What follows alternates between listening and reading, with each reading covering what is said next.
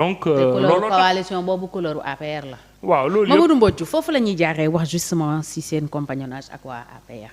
parce que bëri na ñoo xam ne def nañ ci jàngat yoo xam ne à la fin li nga ciy tirer comme conclusion mooy vous avez perdu yéen parti classique yi autant AFP PS ay LD ñoo ñëpp non seulement ci biir compagnonnage bi xar ngeen fi ñaar yéen ay Barthélémy ak Khalifa ak Aïssata Tall Sall seen ànd ak Benno moo leen tàqale on se rappelle coowu référendum beeg ba ngeen di voté oui ou non maison du parti ca Colobane bu weesoo loolu aussi dundatu leen parce que gisatuñu fenn foo xam ni ay PS ay AFP ña ngi fay def seen ay activité seen parti di fa dund am na ci itam yoo xam ne xëy na seen ay base la woon bu ngeen fa demee ak seen i nit ngeen gagné ñu ñëw jël ko si local yi passé par exemple je prends l'exemple de Kaffrine ak Ablaye Wilane nekkul maire ñu changé ko def ko président conseil départemental Abdoulaye Sow bu APR moom la ñu investir maire bëri na itam coow yoo xam ne investiture yooyu ci local yi juróon na ko tey booy tirer ay conclusions ci seen compagnonnage est-ce que pertu leen ci seen ànd ak APR. Bon, c'est une appréciation qu'on peut faire comme mën nañ def aussi beneen appréciation mais l'un dans l'autre man dama jàpp ne rek le compagnonnage aussi ça a ses conséquences. Autant on peut dire qu'on en gagne autant aussi on en perd. Li nga wax man dàquma ko. On a perdu beaucoup de mairies beaucoup de collectivités entre 2009 ba au dernier local.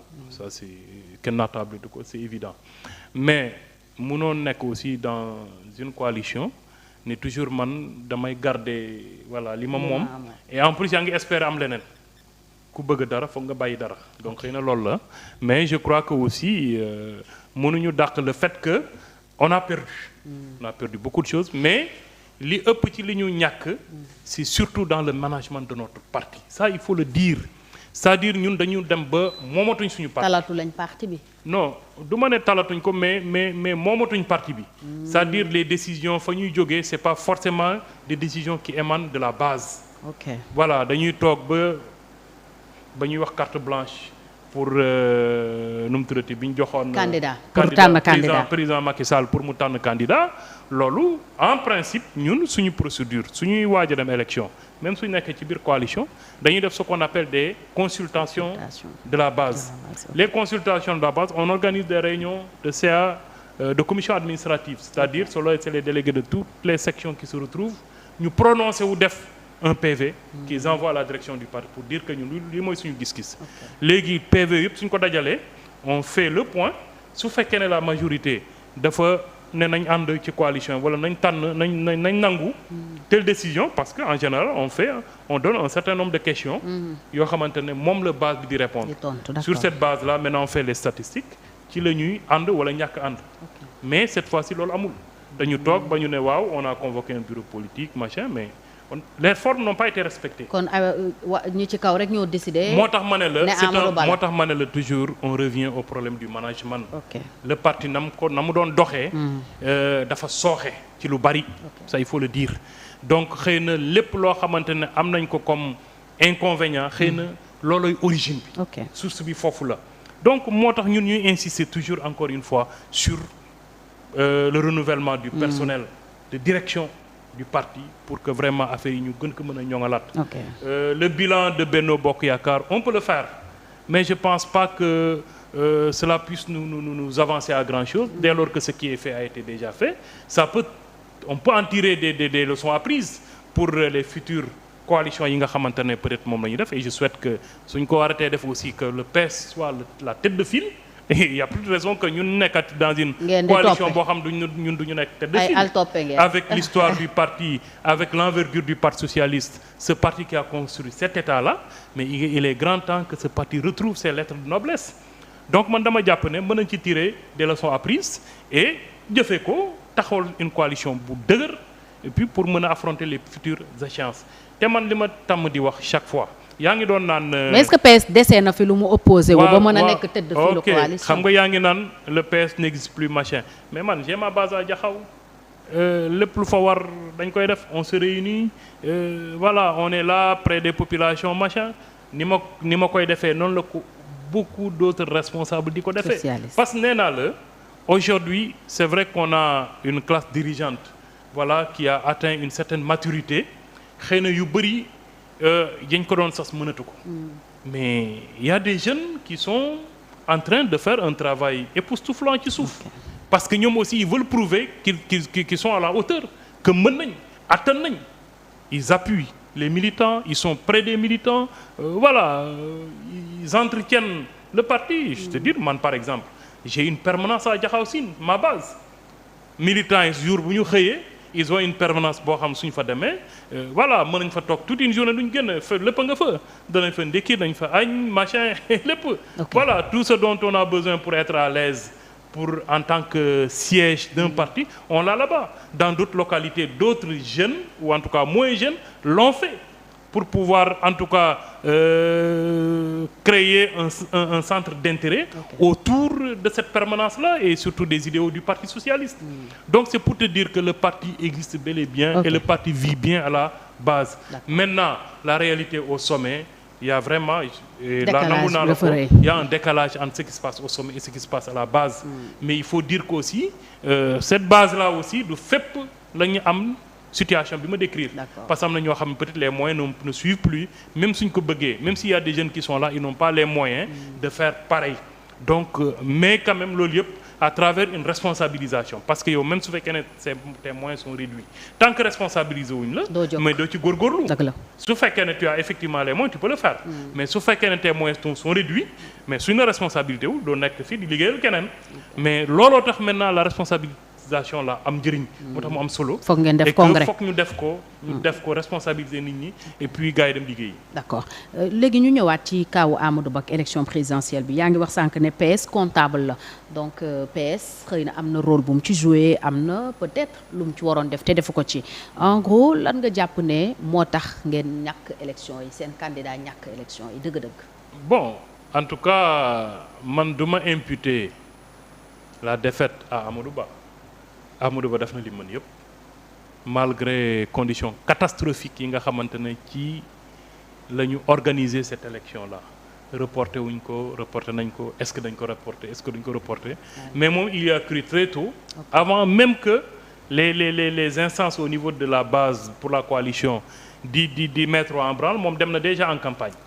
Malheureusement cette campagne il y a eu beaucoup d'accros je sais pas il y a beaucoup de non-dits que ñun xamuñu en tout cas c'est des problèmes apéro-APR qui ont fait que vraiment il y a eu beaucoup de. Est-ce que yéen taxawaay bi waroon de déconvenus. taxawaay bi waroon non c'est pour dire que ñun taxawaay bi ñu waroon am nañ ko mais taxawaay boobu aussi da nga koy am par rapport aux moyens disponibles li ñu xam ci élection mooy balaa ngaa dem élection on te donne tous les moyens qu'il faut. De campagne.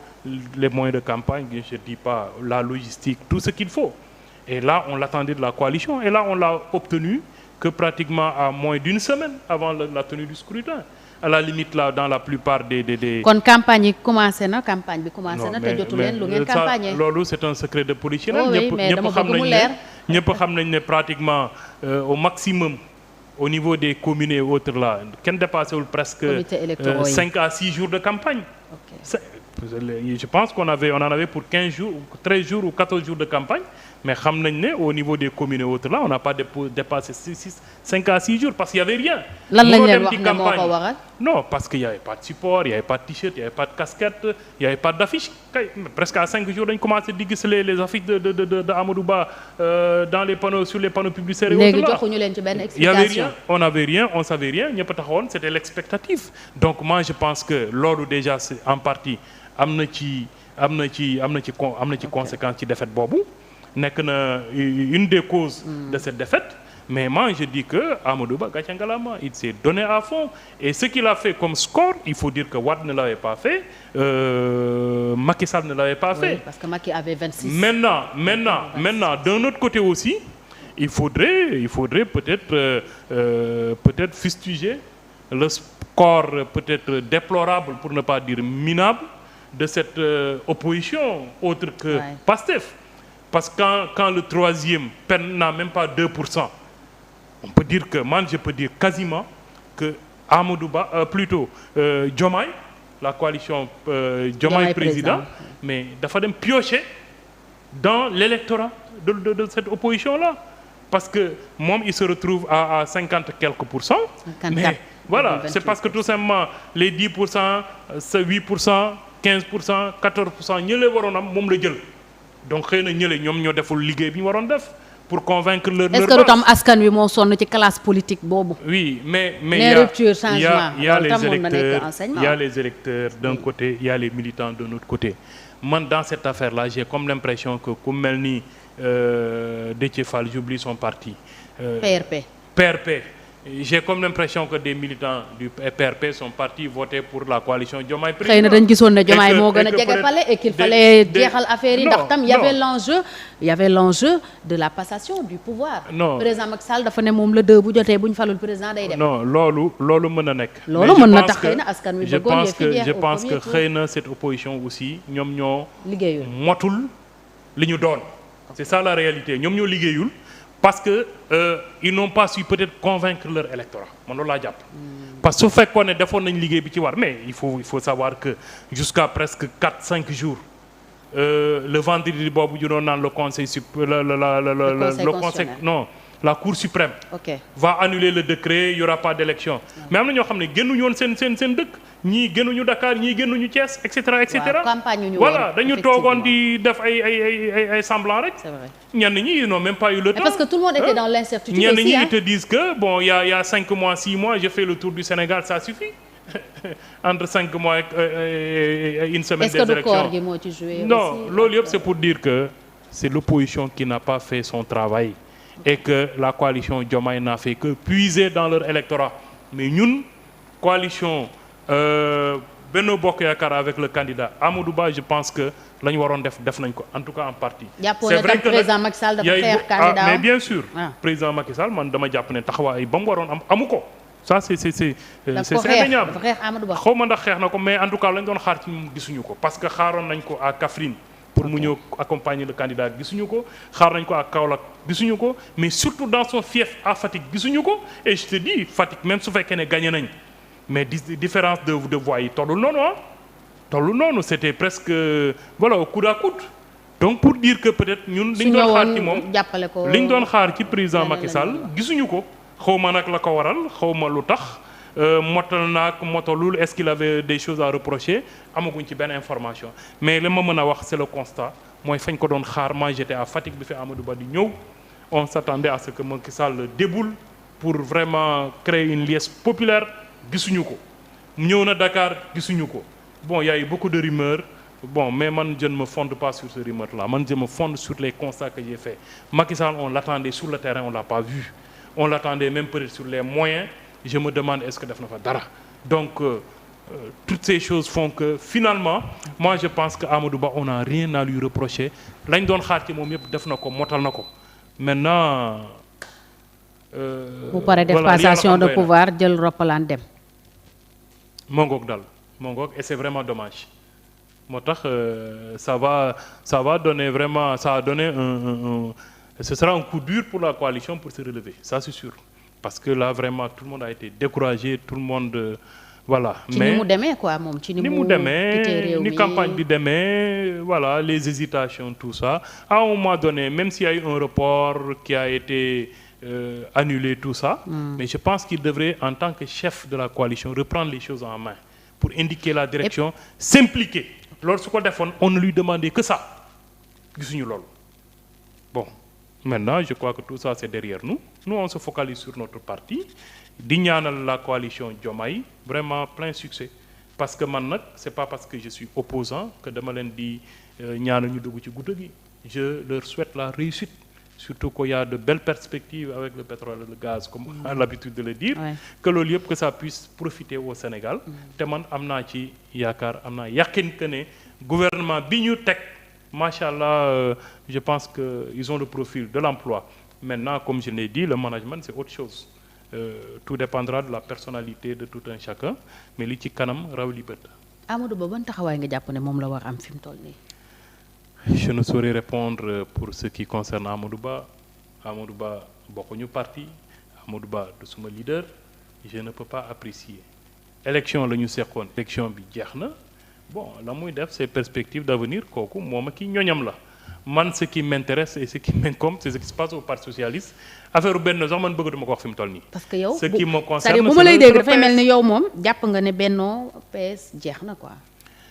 da nga tourner page en tout cas man je pense que xam nga usure day am gis nga Macky Sall soo gisee li tax Sénégalais yi voilà affaire troisième mandat waxuñ ci parce que usure dafa jotoon. ça va pas suñ demee ba doyal. soo fi defoon lu mel ni jamaa alal gu dul jeexit duñ ko gis. doyal nañ dañuy sonn il faut que ça change. parce que loolu la sénégalais bi tàmm sénégalais dafa tàmm ku fi def ñaari mandat nga dem sa yoon. donc su yeboo nga def fi loolook loolu c'est ça que je veux dire donc Macky Sall moi je pense que c'était l'usure malgré tout ce qu'il a fait il devait partir maintenant il aurait dû mieux organiser son départ malheureusement ça n'a pas été le cas et voilà le résultat. ñun maintenant on fait focus sur notre parti. focus ci seen parti jërëjëf Mamadou Mbodj Diouf ñu ngi lay gërëm amoon mbégte lool nga doon suñu gan ci tour d'actu tey ñu doon waxtaanee waat actualité semaine bi fàttali ne yaa ngi bokk ci bureau politique bu parti socialiste. ma bàyyi la nga tàggoo ak xëy na message boo bëgg a tëjee. waaw